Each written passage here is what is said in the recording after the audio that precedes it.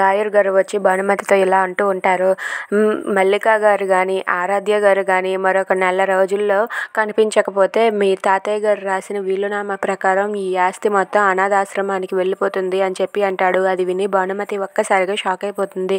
ఇక ఆ లాయర్ మాటలు వినగానే భానుమతి అయితే ఇదంతా నిజమా, అయితే నేను ఇప్పుడు వాళ్ళని చంపే ప్లాన్ చేయాలి, ఎలాగైనా సరే ఇప్పుడు ఆ గౌతమ్ గారిని మల్లికని చంపేస్తే ఈ ఆస్తి మొత్తం నా పేరున వస్తుంది, వాళ్ళని నేను చంపేస్తాను అని చెప్పి అనుకుంటూ ఉంటుంది.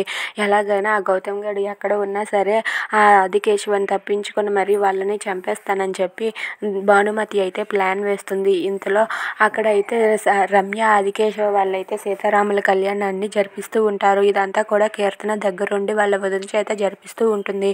అలా సీతారాముల కళ్యాణానికి అయితే వాళ్ళు అక్కడికి వస్తారు. ఇక గౌతమ్ కూడా అక్కడికి వస్తాడు.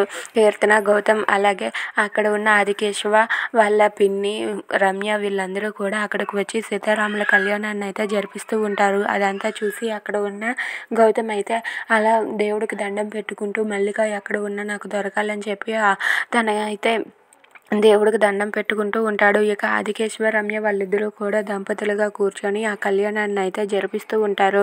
అలా వాళ్ళిద్దరూ కళ్యాణంలో కూర్చోవడం చూసి కీర్తన అలాగే వాళ్ళ చిన్నత్తయ్య అయితే చాలా సంతోషిస్తూ ఉంటారు. ఇక ఇదంతా చూసి అక్కడ ఉన్న ఆదికేశవ రమ్య అయితే చాలా సంతోషిస్తూ ఉంటారు. మళ్ళీ ఎన్నాళ్ళకి మేము ఇలా కూర్చున్నామని చెప్పి అనుకుంటూ ఉంటారు.